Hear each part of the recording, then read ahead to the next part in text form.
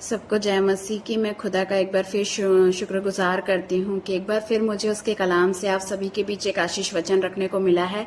और खुदा का कलाम बताता है मती 11:28 में कुछ इस प्रकार लिखा है कि हे सब परिश्रम करने वाले और बोझ से दबे लोगों मेरे पास आओ, मैं तुम्हें विश्राम दूंगा। और मुझे समझ में आया कि ये किस विश्राम के विषय में कह रहा है। ये आज और कल के विश्राम के विषय में नहीं कह रहा, लेकिन ये अनंत जीवन के विश्राम के विषय में कह रहा है, जो हमें सिर्फ और सिर्फ यीशु मसीह दे सकता है। क्योंकि मैं जानती हूँ कि आज के टाइम पे बहुत सारे ऐसे लोग हैं मुझे मिला के जो किसी न किसी प्रॉब्लम में, किसी न किसी तकलीफ में घिरे हुए हैं। लेकिन मैं ये भी जानती हूँ कि कोई इंसान हमारी सुने ना सुने, लेकिन हमारा वो पिता है जो हमारी और अपनी निगाहें और अपने कान हमेशा खुली रखता है।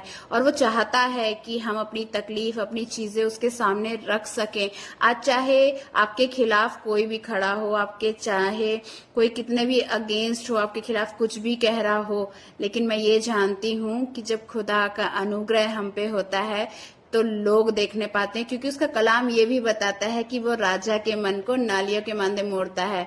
वो कौन कर सकता है? वो सिर्फ और सिर्फ यीशु मसीह कर सकता है। हमारे अंदर ना काबिलियत है, ना इतनी ताकत है कि हम ये सब चीजें कर सके, लेकिन एक वो है पिता जो हमारे लिए न्याय करता है, हमारे लिए लड़ता है और हमारे लिए खड़ा होता है। और मैं ये समझ सकती हूँ बहुत सारी चीजें कि वो जब आप अपना मुकदमा सच्चे न्याय की हाथ में सौंप देते हैं ना, तो वो उसका प्रतिफल हमें जरूर देता है और वो हमारे लिए लड़ता है। और मैं जानती हूँ कि जब हम अपनी चीजें उसके सामने रखना शुरू करते हैं, लोगों के सामने ना रख के, लेकिन उस पर विश्वास करके, तो उसका अनुग्रह हम पे होता है। और चाहे वो कोई देखे ना देखे, लेकिन हम जानते हैं कि हमारे ऊपर उसका अनुग्रह हुआ है।